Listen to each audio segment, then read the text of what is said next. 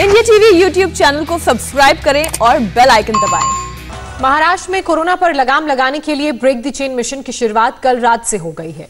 कल रात 8 बजते ही पाबंदियां लग गई। जरूरी सेवाओं को छोड़कर घर से निकलने पर रोक है। महाराष्ट्र में फिलहाल 15 दिन के लिए लॉकडाउन लगा है। कल रात जब लॉकडाउन की शुरुआत हुई तो पहले तो लोग लापरवाह नजर आए, लेकिन देर रात पुलिस की सख्ती से ब्रेक द चेन का असर दिखने लगा।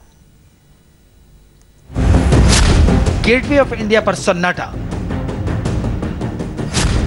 दादर का बाजार बंद, मरीन ड्राइव में चेकिंग, गिरगांव चौपाटी पर बैरिकेड और सीएसटी स्टेशन पर अपने घरों को लौटते प्रवासियों की भीड़। बुधवार रात को जैसे ही 8 बजा, महाराष्ट्र में दुकानों के शटर गिरने लगे, ट्रैफिक की रफ्तार शांत होने लगी।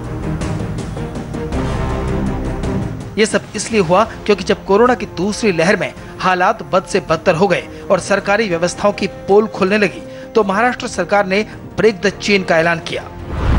इस समय लैंडमार्क कहे जाने वाले गेटवे ऑफ इंडिया के पास मौजूद हैं, जहां पर आपको हम दिखाना चाहेंगे। पूरी तरीके से यहां पे सन्नाटा पसरा हुआ है।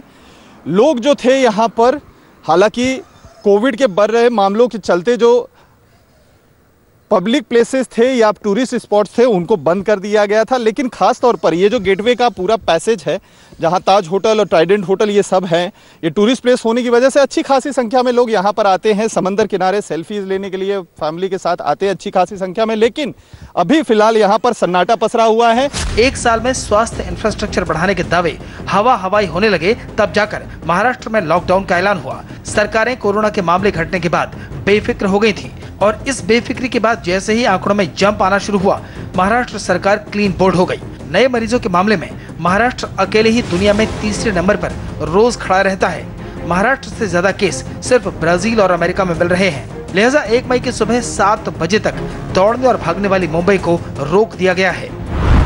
हम इस समय मुंबई के सिद्धिविनायक मंदिर के पास मौजूद हैं। नाकेबंदी यहाँ पर मुंबई की दादर पुलिस ने कर रखा है, उसका हम आपको नजारा दिखाना चाहेंगे।